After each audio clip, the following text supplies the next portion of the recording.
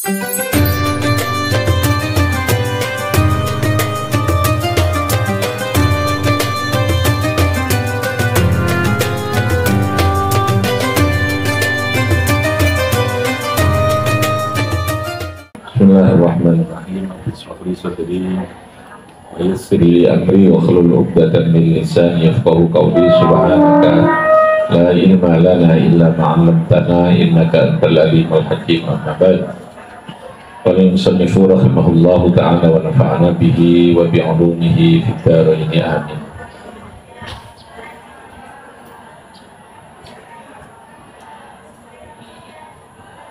Idza arsalna ilaihim isnaini fakadzabuhuma fa'azzazna bi-thalithin faqalu inna ilaikum mursalun qalu ma antum illa basharun mithluna wa ma anzala ar-rahmanu min syai'in in antum illa takdzibun.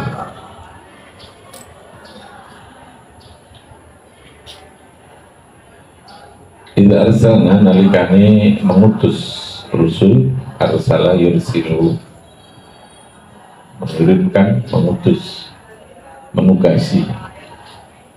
Idza arsalna nalikane ngutus sapa ingsun Allah ilaihim maring kaum, ilaihim kepada kaum, yaitu kaum Antiokhia. Ya, ceritanya kemarin Korea itu adalah Antiokhia. Bidalidin isnaini ing dua orang, isnaini ing dua orang utusan. Jadi ada dua orang yang diutus oleh Gusti Allah untuk menyampaikan risalah di salah satu masyarakat, ya, daerah yang disebut dengan Antiokhia, Korea. Bahkan zabu moko membohongkan, kan zabu membohongkan, orang belum manut, tidak belum menerima, tidak mau membenarkan. Bahkan zabu moko membohongkan sapa kaum huma ing isnaini. Dua orang tadi ini diutus oleh Allah untuk menjadi rasul dalam masyarakat yang disebut dengan Antiokhia ini.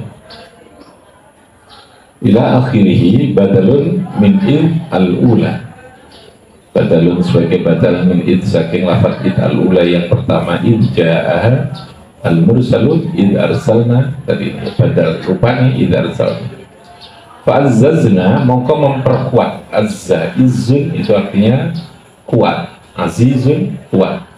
Fa'azzazna mongko memperkuat sapa ingsun Allah bitakhfif. Lafaz azzazna dibaca dengan takhfif. Kalau takhfif berarti azzazna tanpa tasydid. Wa tasydid lan dibaca tasydid berarti fa'azzazna. Jadi ada dua bacaan. Yang pertama fa'azzazna, ada yang fa'azzazna. Itu namanya qiraah dalam bacaan yang ada di dalam Al-Quran sesuai dengan riwayat. Nah, berdasarkan riwayat bitahfifi wa tasydid ay qawwaina, tegese memperkuat, qawwaina memperkuat sapa ingsun Allah al-isnaini ing dua orang utusan tadi, bitalithin dengan orang ketiga. Allah lalu kemudian mengutus kembali satu orang, berarti menjadi tiga. Dua tadi diutus, mereka fakadzabuhuma, lalu kemudian fa'azzazna, aku perkuat kembali bisa lisin. Berarti yang itu berapa orang? Tiga. Faqalu maka berkata sapa kaum inna ilaikum. Faqalu maka berkata sapa rusul, rusul yang tiga orang tadi ini. Faqalu maka berkata sapa rusul inna saat temene kita ini tiga orang bertiga ini kula mursalun innakum ilaikum maring sira kabeh, ilaikum maring sira kabeh kaum iku la mursalun, iku mursaluna pira-pira wong sing diutus kabeh. Mursalun isim maf'ul, ya. Kalau mursilun isim fa'il. Mursalun artinya orang-orang yang diutus, ditugasi kabeh. Jadi begini ya, dalam tradisi Al-Quran atau teks yang berlaku dalam Al-Quran itu, ayat tadi itu Allah punya kebiasaan atau Allah memilih dalam beberapa hal itu, terutama dalam hal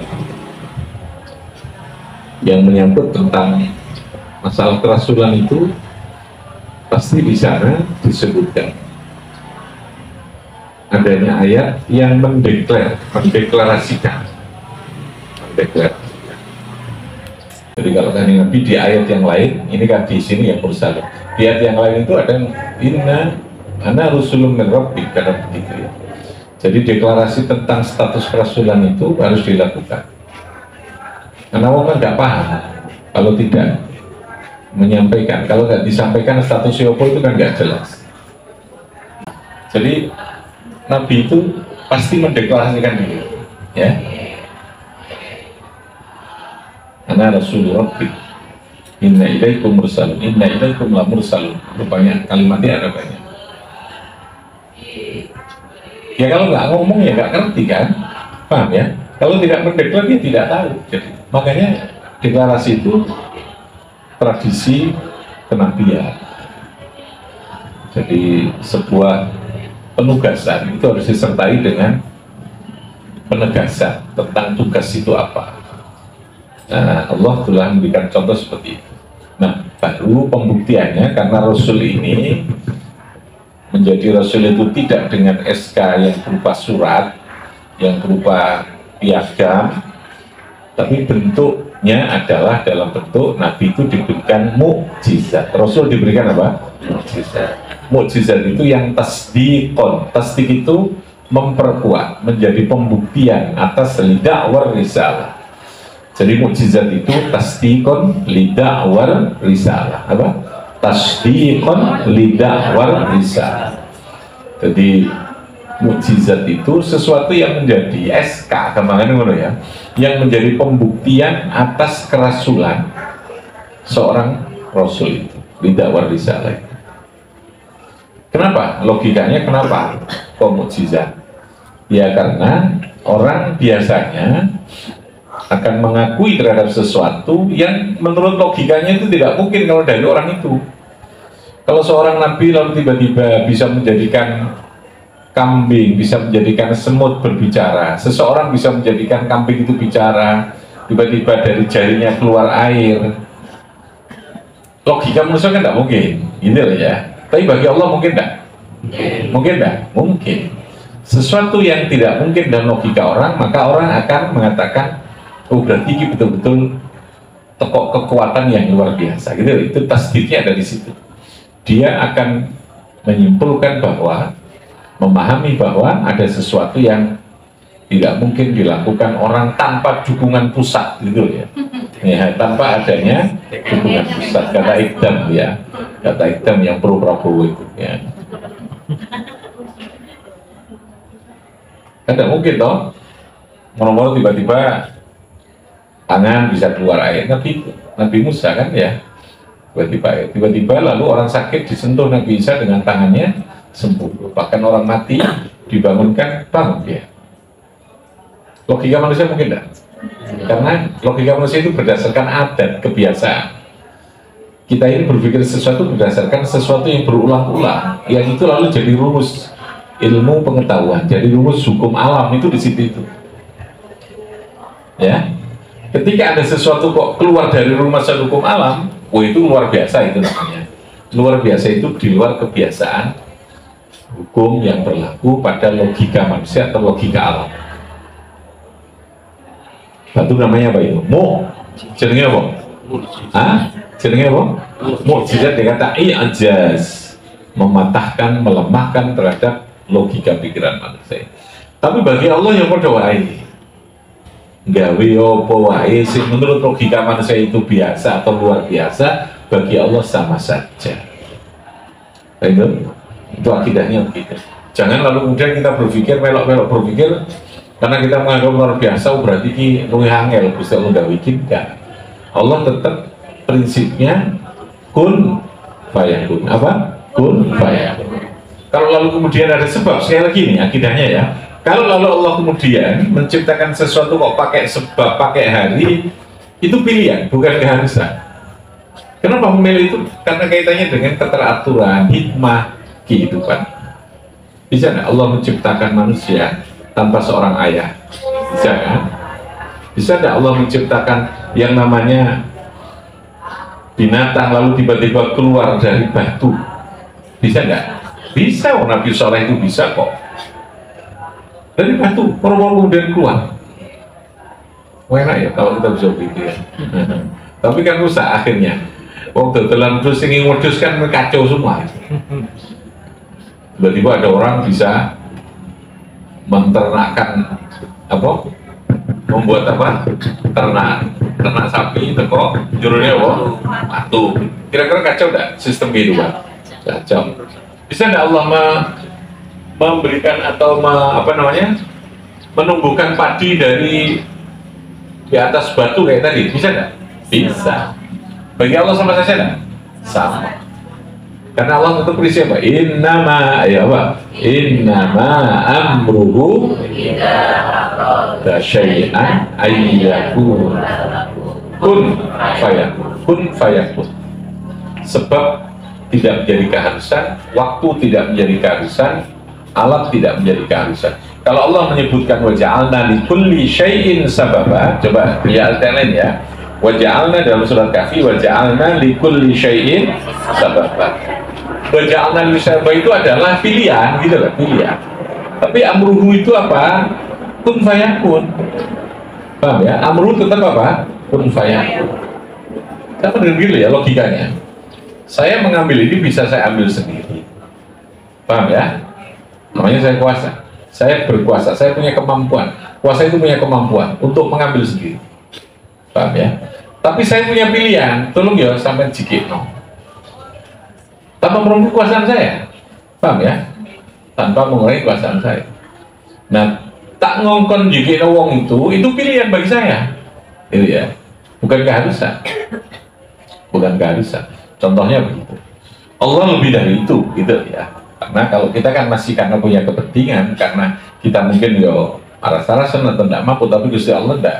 Tetap kun fayakun dan sababan bagi Allah. Waja'alna likulli syai'in sababa itu jaiz. Jaiz itu pilihan. Boleh menciptakan. Nah, kalau Allah lalu memilih itu menjadi hukum berulang-ulang, itu namanya sunnatullah. Menjadi hukum namanya apa? Sunnatullah. Dan itu yang menjadi pedoman kita hidup, supaya hidup ini teratur. Paham ya? Pak Tani ben gak bingung. Paham? Lalu semua kehidupan ini ada keteraturan. Kenapa terjadi hukum berulang-ulang tadi? Nah, yang berulang-ulang namanya adiyah tadi. Tapi kalau sudah keluar dari kebiasaan itu baru orang menyebut itu adiyah. Itu bisa mukjizat, bisa karomah, paham ya? Bisa maunah. Kalau orang yang tidak beriman atau orang yang fasik namanya istidraj. Bisa. Orang kafir diberi kelebihan dalam arti bisa melakukan sesuatu luar biasa, bisa. Karena di dunia Allah memberikan kepada siapa saja, apa saja. Paham ya? Jadi jangan lalu kemudian kita mengatakan, kok iso ya itu wong gak beriman kok iso sakti ya? Dia ditembak ada apa-apa. PKI yang tidak bertuhan, kok dia ditembak ada apa-apa, tidak mati. Mungkin kalau Allah itu berikan itu dengan cara mereka, gitu ya. Mungkin tidak itu? Mungkin. Namanya istidraj, apa? Jadinya itu yang beda. Tapi sesuatu itu di luar nalar. Dia ditembak ya mati lah. Mesti orang dibunuh dia mati. PKI yang ditembak nggak mati dia mati. Cemplung urut-urut dalam sumur.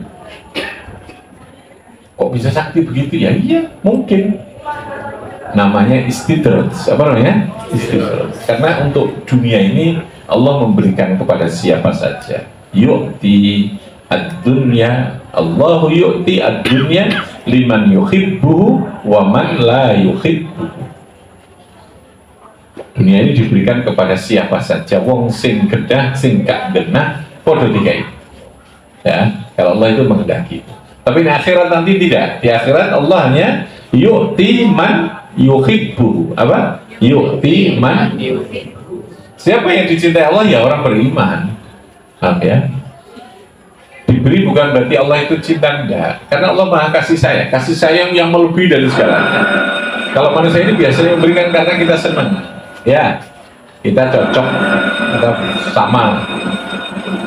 Pak Zongsaki karena dia konco akrab, besti nih, oh besti, besti itu best-bestan. Padahal konco akrabe gitu kan. Tapi Gusti Allah itu, wong wong disenengi, orang dikei kabeh di dunia. Karena Allah tidak punya kepentingan apa-apa. Ketika menciptakan sesuatu sudah dijamin, rezekinya sudah dijamin, pokon sopo wae, pokon opo wae, gitu ya, perilaku apa saja, itu semuanya adalah illa 'alallahi rizquha, sudah. Rezeki itu sudah jaminan. Ya, itu maksudnya begitu. Tapi di akhirat nanti hanya, makanya di dunia bisa orang diberikan. Nah, Rasul kembali ke judul tadi diberikan mukjizat dalam rangka apa? Tasdiqon lidakwal risal. Untuk apa? Tasdiq itu membenarkan, menjadi bukti, menjadi fakta, bayyinah lidakwal risal. Itu pun kadang namanya juga orang ya tidak mau beriman, karena sekali lagi seperti kemarin, kehadiran seorang Rasul itu pasti menjadi ancaman bagi mereka yang merasa sudah punya kemapanan dengan segala perilaku, tingkah laku yang diperoleh dengan cara-cara yang tidak benar. Kan pasti ya, masyarakat itu pasti ada kelompok yang mereka kelompok pemenang, kelompok penguasa, kelompok pengendali, ada kelompok yang menjadi rakyatnya, yang menjadi anak buahnya, itu kan pasti ono-onoknya. Jadi dari setiap kelompok itu pasti ada struktur kehidupan, paham ya? Nah, orang yang merasa sudah menjadi penguasa ketika sebelum ada Nabi, orang Nabi merasa terancam, kok ojo-ojo ngomong nggak patuh aku, gitu ya. Saya akan kehilangan wibawa saya, gengsinya lalu. Saya akan kehilangan kehormatan saya, kehilangan aset sumber pendanaan saya. Perilaku itu sudah sangat manusiawi, sama dengan kehidupan yang katanya modern itu sama, paham ya? Ada kehidupan modern. Ketakutan akan kehilangan sesuatu lalu berakibat membutakan orang, menjadikan orang menolak terhadap sesuatu kebenaran. Paham ya? Apa yang menjadikan orang membohongkan Rasul? Karena ketakutan. Bukan karena tidak ada bayinah itu sudah sangat jelas, gitu ya. Makanya dikatakan di sini mereka adalah membohongkan. In antum illa takdzibun. Apa? In antum illa takdzibun itu membohongkan. Sajane mereka ini ngakoni gitu ya. Sajane mereka itu sadar kalau ini benar nabi ki. Tapi apa aku kok? Nah, itu tadi nabi tenang. Nah, itu takdzibun itu posisi dia sudah ada kesadaran untuk mengakui dan membenarkan. Tetapi problemnya karena ada kekhawatiran, ancaman, itu yang menjadikan persoalan seseorang lalu menolak, ya, menolak terhadap sesuatu kebenaran tadi. Makanya kesombongan, ya, terhadap sesuatu yang dimiliki seseorang itu akan menjadi menutup orang untuk akan menerima sebuah kebenaran. Oke ya, itu karakternya masyarakat yang diberikan kerasulan. Dan Rasul, sekali lagi oleh Allah, setiap Rasul pasti diawali dengan melakukan apa? Melakukan apa? Mendeklarasikan atau menyampaikan tentang kerasulan. Itu pasti. Maksudnya itu wahyu-wahyu kadang ya mendeklarasikan dia Nabi, itu Nabi Kabul itu pernah ada kan? Saya ngurusin repot ngomong Kabul itu wahyu untuk ikilah. Persoalannya itu harus yang percaya menurut gue ya. Ini jadi masalah itu dewi loh masalah. Itu kalau pengikutnya kan, waduh repot kan jadi. Itu pada bendengnya Kabul. Tidak pun berkurangnya gitu. Jadi ya tapi itu tadi ngomong setan barang ya, setan yang menyesatkan. Bifanfa'na bibarakatihim bihurmatihim wa amitana fi tariqatihim wa mu'afatihim. Allahumma salli ala Muhammad ya Rabbi salli alaihi wa sallim.